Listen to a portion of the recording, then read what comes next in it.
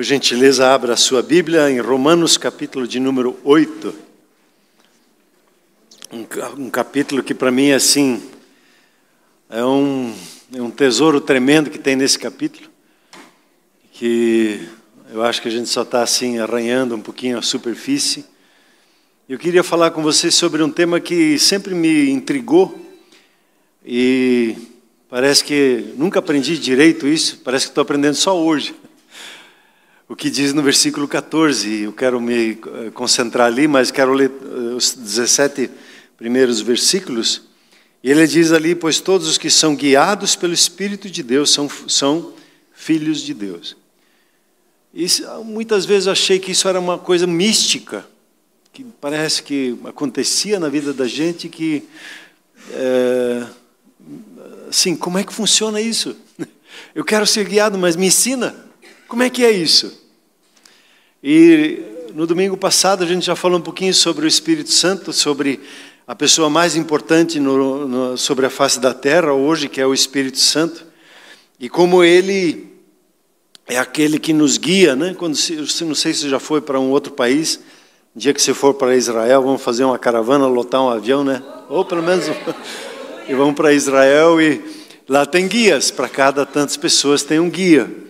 Normalmente eles são oficiais do exército de Israel e o guia ele lhe introduz a cada detalhe, né? Você vai lá para Cesareia Marítima, ali da onde Paulo esteve preso por tempo, uma praia bonita.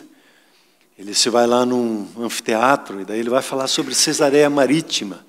Você vai ver os aquedutos e ele explica todo o processo, tudo o que aconteceu, a história daquele lugar. E o Espírito Santo é muito mais do que isso, né? Ele conhece cada detalhe do reino de Deus. Sem ele, a gente não tem entendimento das coisas de Deus e do reino de Deus, como ele funciona.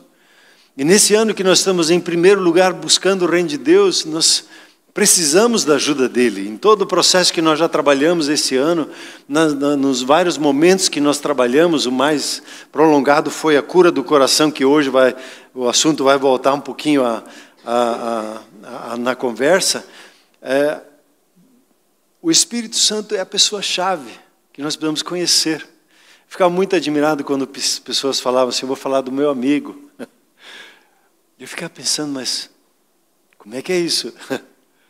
Espírito Santo como amigo? Isso. Aquele que é chamado ao seu lado, aquele que, como nós conversamos vez passada, ele habita em você. Ele não é aquele que temperamental que vai e vem. Se você chateia ele, ele vai embora. Não quero mais falar com você, ficar um dia, uma semana sem falar com você. Não, o Espírito Santo não é assim. Ele sempre está ministrando a gente. E a gente às vezes trata ele, querendo apagar ele. Às vezes a gente entristece ele. Às vezes a gente resiste ele. Mas a gente também pode se encher dele. E você já aprendeu esse processo de encher-se. Hoje nós vamos falar desse primeiro passo, que é aquela conversa interior que você tem com você. Os pensamentos que passam pela sua vida. Eu fiz uma pesquisa rápida aqui. Eu não sei quantos pensamentos você acha que você tem por dia. Na verdade, não sei como é que as pessoas contam isso, mas tudo bem. Deve ter uns bip lá que eles ligam na pessoa para saber quantos pensamentos passam por dia. 50 mil pensamentos. E uma pessoa ansiosa, quantos pensamentos tem? Aí você já não vê, 70 mil por aí. Então, a pessoa ansiosa, quando ela fica ansiosa, ela, como que os pensamentos saem debandada, né? Sem controle, fica na caminhada da pessoa. E quando nós falamos na semana passada, que os nossos pensamentos eles têm 3 fontes. Você tem a fonte que é você mesmo, que você decide pensar algo, você senta para planejar, você trabalha ali. É normal você ter, vamos dizer assim, 1/3 dos teus pensamentos que você decide pensar.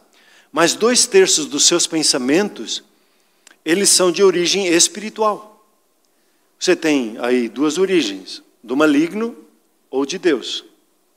E esses dias estudando e meditando sobre Mateus 5:8, que diz ali assim, bem-aventurados os puros de coração, porque eles verão a Deus. Bem-aventurados os puros de coração, mas que é ser puro de coração? Não ter mistura no coração. Pureza é algo sem mistura. Como é que no meu coração eu posso ter... Quando que eu tenho pureza? E aí você pega 1 Coríntios 13:13.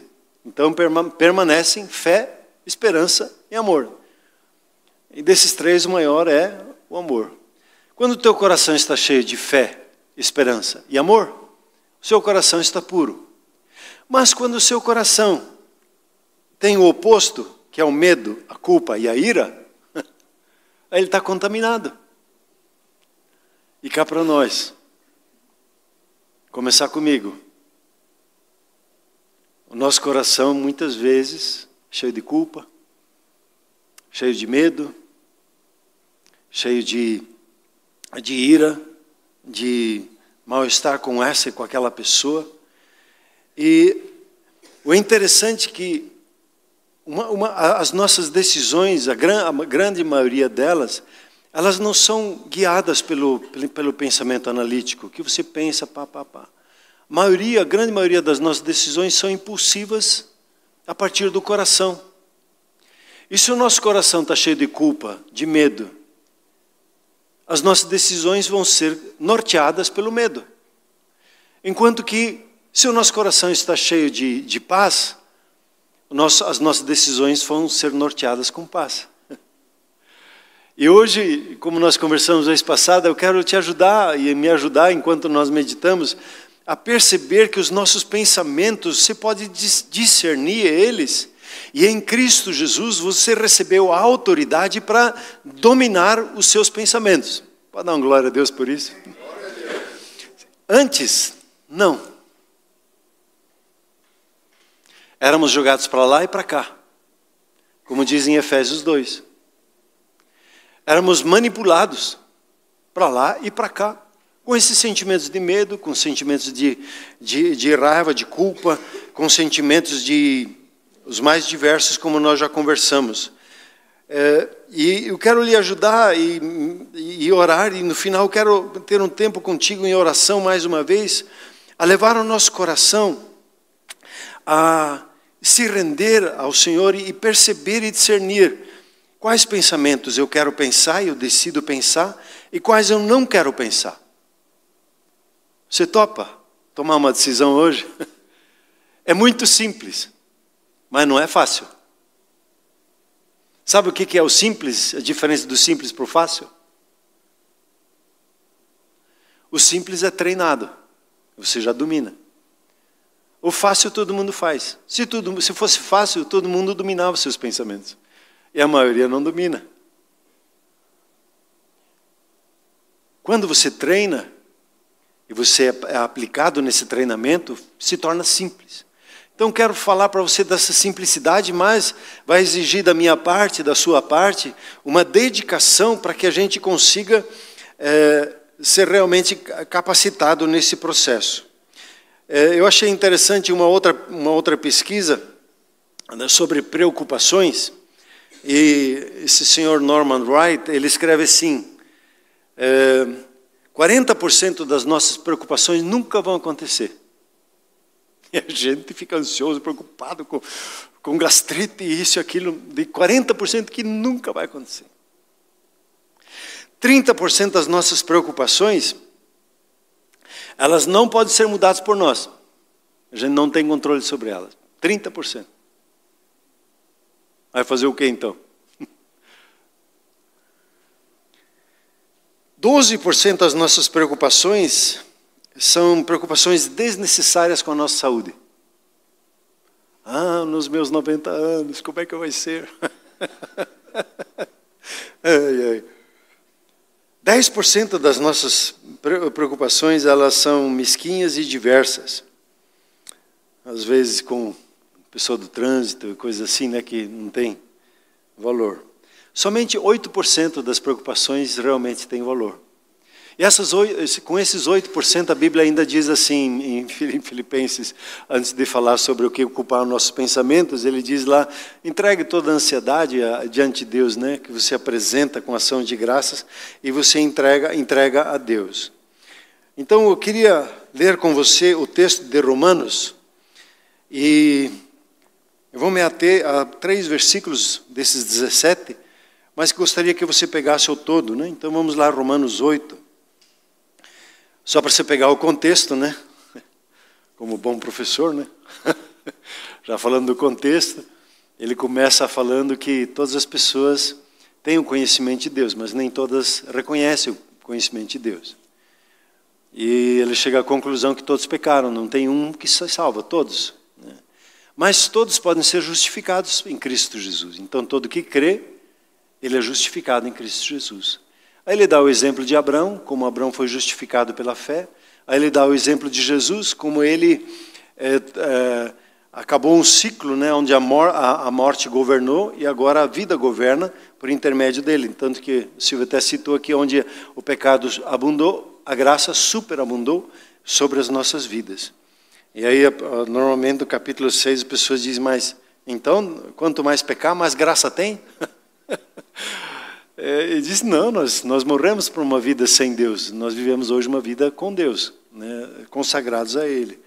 E aí, entre 7 e 8, no 7 ele diz assim, eu não consigo viver essa vida, essa nova vida que eu tenho no Espírito por força própria. E aí ele entra no capítulo 8, ensinando como viver a nova vida em Cristo, debaixo do poder do Espírito Santo. E diz assim, agora, pois, já nenhuma condenação há para os que estão em Cristo Jesus. Não tem mais culpa. Pode dar uma glória a Deus por isso? Diga assim comigo, não há mais condenação, nem acusação que prevalece na minha vida. Por que disso? Versículo 2, porque a lei do Espírito da vida em Cristo Jesus te livrou da lei do pecado e da morte. Você está agora debaixo de uma nova gerência do Espírito, a lei do Espírito da vida.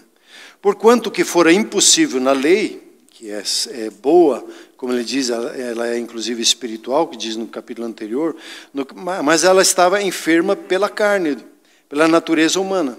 Isso fez Deus agora enviando o seu próprio Filho em semelhança da carne pecaminosa, e no tocante ao pecado, e com efeito, condenou Deus na carne o pecado, a fim de que o preceito da lei, o que a lei pede, se cumprisse em nós, que não andamos segundo a carne, mas nós que andamos segundo o Espírito. Porque os que se inclinam para a carne, diga comigo, inclinam. Cogitam das coisas da carne, diga comigo, cogitam. Essas duas palavras aqui, eu quero que você grave elas.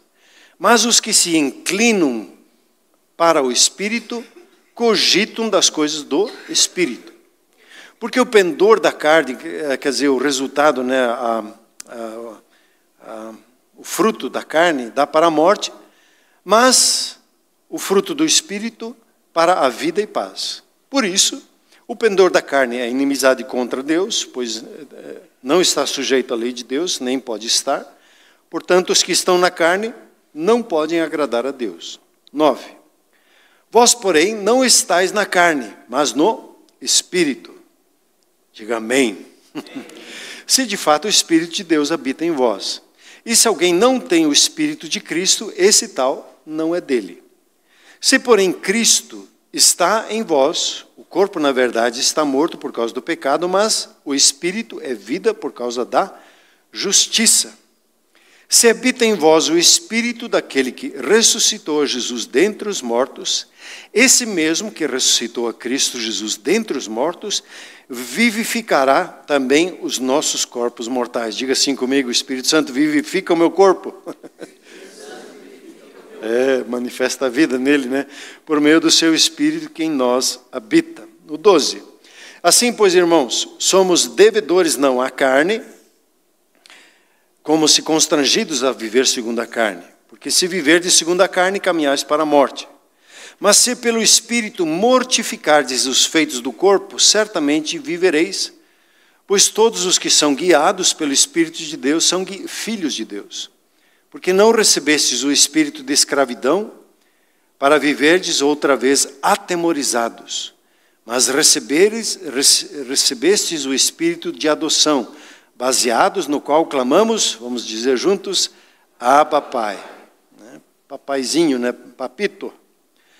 O próprio Espírito testifica com o nosso espírito que somos filhos de Deus.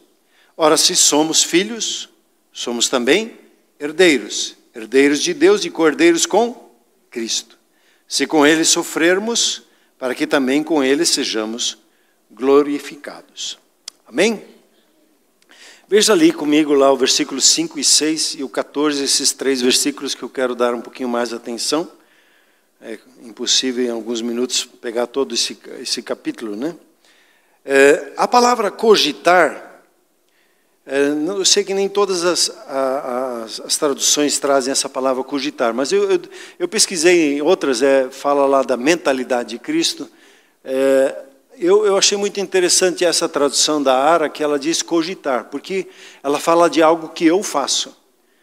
E as coisas no Espírito nunca são passivas, que Ele faz e você fica só olhando.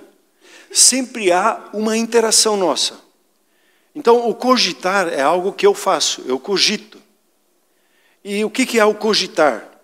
É o mesmo que matutar, raciocinar, discorrer sobre algo no seu interior, ficar cismado com alguma coisa, ruminando, considerando, ponderando, pensando. Podíamos até assim por dizer que seria meditar, onde você ativamente você pensa sobre aquilo. Pode ser também pensar insistentemente sobre alguma coisa, refletir acerca de, cogitar é uma maneira de se convencer. Eu preciso cogitar sobre a proposta de emprego, eu preciso pensar sobre ela, eu preciso meditar sobre aquilo a decisão que eu preciso tomar. Então, o cogitar é isso. Todos nós fazemos isso no dia a dia, nessas 50 mil vezes que nós pensamos os pensamentos. Se pegar o que é 2/3 de 50 mil, dá o quê? Uns 25, por aí, 25 é 50, né? Seriam uns 30, vamos dizer, uns 30 mil pensamentos no dia, que estão ali trabalhando no seu interior. E a palavra inclinar, no grego ela não aparece, mas ela aparece em conjunto com inclinar. Eu gosto da expressão inclinar porque ela mostra da simplicidade. O que é o inclinar? É fazer isso aqui. Ou você se inclina para o Espírito, ou você se inclina para a carne. Isso é tão sutil que a gente faz assim e assim. Quando Elias, foi Elias, né? Diz, que vocês ficam pulando de um pensamento para o outro pensamento? Por que se fica cogitando, inclinando às vezes para a carne, às vezes para o Espírito, às vezes para a coisa de Deus e às vezes para a coisa do mundo? Às vezes naquilo que é santidade, às vezes naquilo que é impureza. Por que se fica pulando para cá, para lá? Eles dizem, parem de ficar, decida-se. Que pensamento que se quer, né? Não fique, como é que ele usa o termo lá, cocheando, né? Cocheando para um, cocheando para outro. Às vezes pensando assim, às vezes pensando assim. E o que acontece quando isso mostra que nós estamos divididos no coração? Em Tiago diz que quem está dividido, não considere que vai receber sabedoria de Deus. Pede sabedoria, mas será que é de Deus? Não, Deus falou. Não, mas será? Mas não tem nada a ver. Mas sim, aí fica coxando para lá e para cá. E a gente não consegue caminhar no que Deus tem para nós. Então, as 3 fontes de pensamento, eu preciso discernir para que lado que eu vou na minha maneira de pensar. E você recebe um pensamento quando... Deixa eu passar aqui para um exemplo. Esses dias eu coloquei aqui um quadro sobre a fé. E às vezes é muito complicado, né? Mas depois que a gente decora ele, aí ele fica simples. O modelo de fé de Abraão, ele aconteceu em 5 passos. Os 5 passos foi que primeiro ele recebeu uma palavra da boca de Deus, sai da tua terra. Lembra? O segundo momento que ele recebeu que ele recebeu uma imagem. Primeiro recebeu da terra, da areia, e Deus disse assim, vai ser a sua descendência, mas ele não convenceu ele muito. Quando ele estava mais sensível, Deus chama ele para fora e mostra a ele as estrelas. E aquilo impactou ele tanto, ele ficou tão entusiasmado com aquilo, que ele creu com aquela imagem. E aí ele fechou os primeiros 2 passos. Ele recebeu a palavra falada, que é a palavra que significa a palavra rema, ou a palavra dabar. E ele viu a imagem. Com isso, consolidou o coração dele. Quando a imagem mexeu no coração dele. Olha, você achou? Olha que só beleza. Aí, dá um salve de palmas para ela lá, a Vitória lá, que achou lá o quadro. Depois se tira, senão confunde aqui, né? Aí depois, o que Abraão aconteceu em Romanos 4, que é dito para ele? Ele ficou meditando consigo mesmo sobre que Deus é poderoso para fazer o que ele falou. Ele não ficou pensando naquilo que na sua fraqueza. Ele não ficou considerando as impossibilidades, as variáveis que não poderiam dar certo. Ele só considerou as variáveis que davam certo, que era o agir de Deus, 100%. Aí ele ficou meditando nisso, ele ficou ponderando, conversando consigo mesmo sobre isso. Aí ele fechou o 4º passo, quando Deus disse para ele, agora vou mudar o teu nome, e você vai começar a dizer que você é pai de multidões. Toda vez que ele falava Abraham, que o sopro de Deus veio no nome dele, ele disse, eu sou pai de multidões. Quantos filhos você tem? Ainda nenhum, mas eu estou com todos eles aqui. E ele ficou falando, eu sou pai de multidões, eu sou pai de multidões. E aí, é o 4º passo. E quando ele foi, nesse processo aqui, o que aconteceu? A sua emoção ficou tão impactada que a emoção do coração agiu, veio à tona. A paixão veio à tona. A paixão, ela é um resultado da visão. Então, a paixão, ela começou a queimar no coração dele. Você já teve essas experiências também. O que te leva a uma ação. E dali 1 ano ele teve, com 100 anos, ele teve seu filho. Pode tirar, por gentileza. Como é que isso acontece? Deixa eu puxar aqui. Nós fazemos isso todo dia, em muitos assuntos. Deixa eu tentar trazer para o nosso dia a dia aqui. O seu coordenador do grupo familiar disse, nós estamos precisando, tem uma família para cuidar. Você podia ser apacentador? Que tal? E aí, o que você faz? A palavra falada, ela foi dita. Aí você busca uma imagem. Você vê o desafio, olha para o seu apacentador, como ele se dedica. E você diz, acho que olha para a sua história e você começa a olhar para os problemas e para as suas incapacidades. E automaticamente o próximo passo você fica pensando com você mesmo, eu não vou conseguir ser um apacentador, é demais para mim. Eu já tenho problemas suficientes, ainda cuidar do problema dos outros. E o medo começa a tomar conta do seu coração e você começa a falar. Eles me convidaram, mas eu acho que isso é demais para o meu caminhãozinho, eu acho que eu não vou dar conta. Eu não tenho tempo, minha agenda não dá, não vou conseguir. E aí você na próximo encontro que você vai, teu coração está tão convicto que você não é para ser um apacentador, que se diz para o seu apacentador, não, Deus me disse que não. Mas você orou?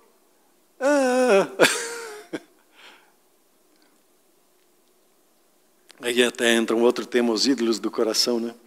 Agora vamos inclinando, você se inclinou para a natureza humana, agora vamos nos inclinar para o Espírito. Você recebe uma palavra, você pode ser um apacentador e cuidar de pessoas na igreja?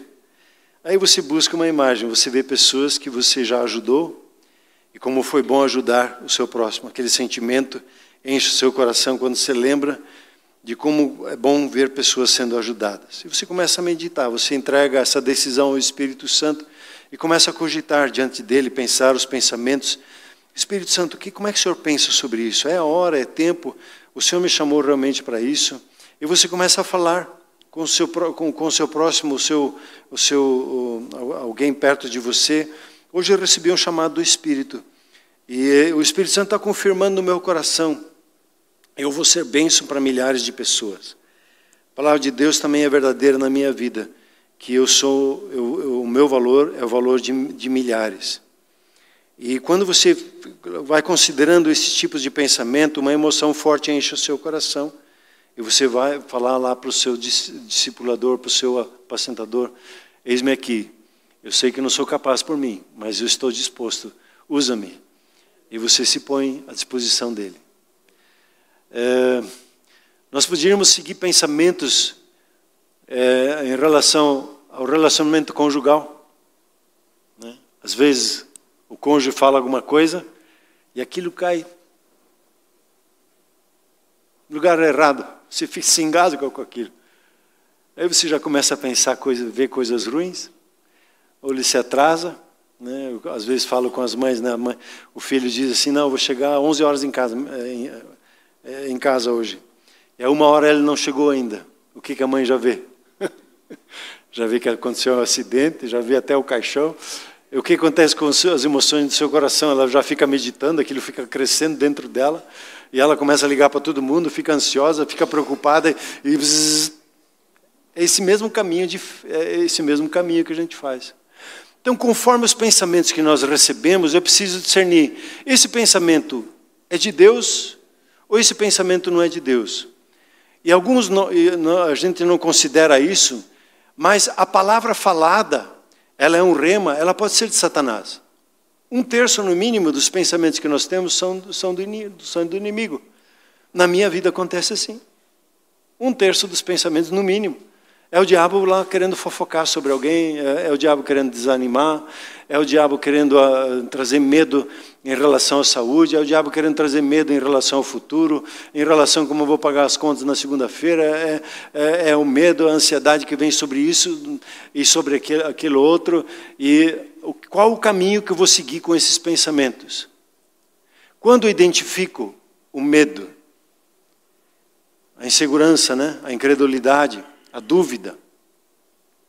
Quando eu identifico a ira, a acusação, quando eu identifico a culpa, eu já sei, opa, esses pensamentos não é característica do Espírito, como nós conversamos vez passada, né, domingo passado.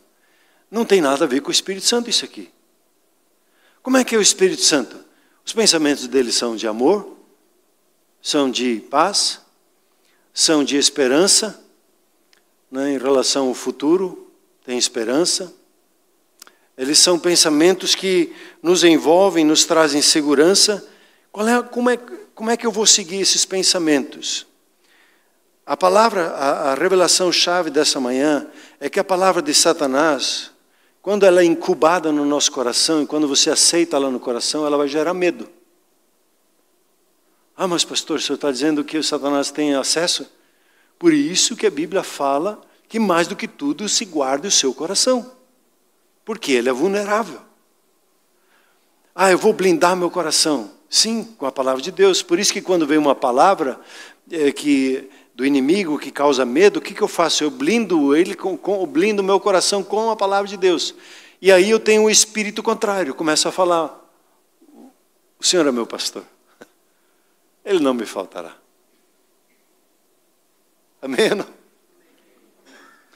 Você blinda o seu coração com a própria palavra, o que ele diz no contexto, quando ele diz lá: mais do que tudo guarda o teu coração.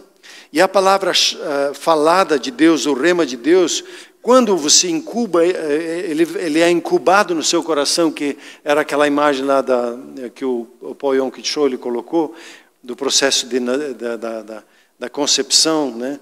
Depois, quando a criança é incubada por a gestação, até o processo do nascimento, quando a semente da palavra vem, eu achei interessante, o Espírito Santo levou vez passada, né? Semana passada, o pensamento, o seu coração é como um útero. E a palavra é uma semente. E a palavra que se permite entrar no seu coração, ela vai germinar. Então eu preciso simplesmente discernir: essa palavra é de Deus ou não é? Vou aceitar ela no coração ou não vou aceitar? Como é que eu me livro de uma palavra maligna? Ah, você não é digno, você não merece, Deus não vai usar a tua vida, não é possível. O que se pega? Se blinda o teu coração com a palavra de Deus. Você vai afirmando a palavra de Deus. Você vai afirmando a palavra de Deus e protege o teu coração. Se você incubar, você vai perceber logo que o fruto é o medo, a insegurança. E quando se toma decisões em cima do medo e da insegurança, você sabe que você vai colher o que é dito aqui. Você vai colher a morte, você vai colher a estar separado. Quando você pega a palavra de Deus e ela incuba, ela diz, sim, Senhor, a sua palavra é fiel e verdadeira. O Senhor, Ele diz assim, esses dias nós estávamos orando e proclamando aqui, né? Deuteronômio 8. É Ele quem lhe dá sabedoria e a unção para gerar riquezas. Amém? Abraão, como Davi, ele era um estadista, ele era um homem financeiramente muito bem posicionado, tinha 318 guardiões na casa dele, é mole não? 318 que eram capacitados para a guerra, além das outras pessoas, dos seus pastores, né? E ele era um homem de Deus. Davi a mesma coisa. Ele era extremamente próspero naquilo que Deus estabeleceu para ele. Ele era um homem de Deus e ele era um estadista. Essa graça está sobre Moisés. Essa graça está sobre Daniel. Você vai ver que o favor de Deus está sobre a sua vida. E ontem eu ouvi uma pergunta e eu quero lançar essa pergunta para você. Você foi chamado para nessa geração ser um líder expoente. A pergunta é: o que te impede de cumprir com o teu chamado? Nessa geração, de ser um líder que faz a diferença na área em que você está inserido.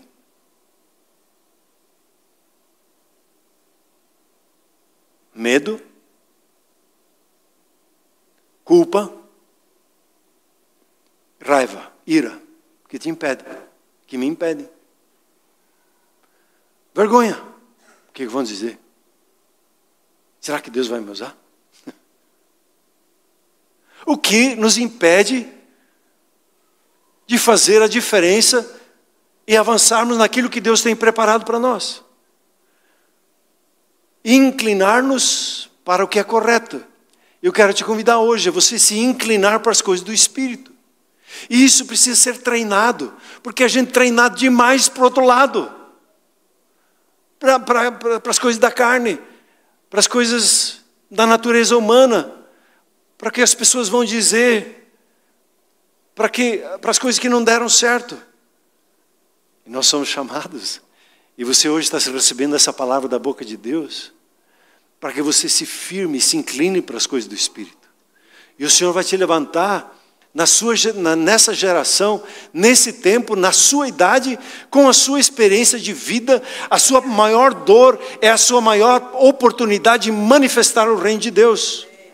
Enquanto o inimigo diz, essa sua dor, você não é incapaz, essa sua dor, você transforma ela no maior manifestação do reino de Deus a seu favor. Nós precisamos passar por alguns momentos difíceis, e aí você vê nas escrituras X exemplos, pessoas que passaram por tempos extremamente difíceis. Pegue Moisés, ficou 40 anos no escanteio, ele só foi resgatado quando ele teve a palavra e ele teve a visão. E ele se inclinou, ele lutou com Deus ali no processo da conversa, começou a gaguejar, será que aí não é? Deus ministrou ele e ele se rendeu, ele se inclinou para as coisas do Espírito. E aí ele avançou. Os que se inclinam para o Espírito vão colher, vão receber o fruto de vida e paz. E o pendor, a palavra pendor aqui é o que alguém tem em mente, os pensamentos e os propósitos. Resumindo, como é que eu sou guiado pelo Espírito Santo? Quando eu cogito os pensamentos dele. Quando eu decido pensar os pensamentos dele. E às vezes para o treinamento, eu não posso ficar só assim no ar, né? Eu preciso trazer para a escrita. Por isso que 3% são bem-sucedidos, porque eles escrevem as coisas. É necessário que os pensamentos que Deus lhe dá, você escreva eles. As escrituras é resultado de homens e mulheres de Deus que escreveram os pensamentos. E Deus quer revelar os pensamentos dele para você. A escrita é necessária. Deus fala com João: João, escreve, porque as outras gerações vão usufruir desse benefício. Meu irmão, escreva, minha irmã, escreva o que Deus está dizendo, porque os seus filhos vão ter proveito, vão ver como o pai passou dificuldades, a mãe enfrentou desafios, e não só ficou no lábio, só no oral. Seu filho pode ler os seus livros, de como você superou, de como você enfrentou situações e saiu vitorioso. Nossa, o pai teve medo, nossa, o pai teve sentimento de culpa, nossa, o pai, como ele conseguiu vencer esse sentimento de acusação dele. E eles vão ver as tuas vitórias, e você vai catapultar eles para conquistas muito superiores. O pendor da carne é para a morte, é a separação de Deus, enquanto que o pendor, os pensamentos e os propósitos que estão focados a Deus, eles vão ser ligados para a vida e para a paz. Concluindo, meus queridos, todos os que são guiados pelo Espírito Santo de Deus são os filhos de Deus. E o interessante é que quando fala aqui filho de Deus, ele usa um termo distinto ainda. Ele não usa um termo criança, ele usa um termo huios, que é um filho maduro. Então você amadurece quando você sai da meninice, da criancice, de deixar os seus pensamentos soltos. Você agora inclina decididamente, esse é o desafio para você hoje, de você decidir pensar os pensamentos, decidir se inclinar a seguir os pensamentos que Deus lhe dá. Amém? Você tem essa decisão no seu coração? E aí a palavra que o Senhor me deu, né, na devocional que te passei, seja intenso e intencional nisso, se inclinando para os pensamentos dele em seu coração. De você começar a escrever.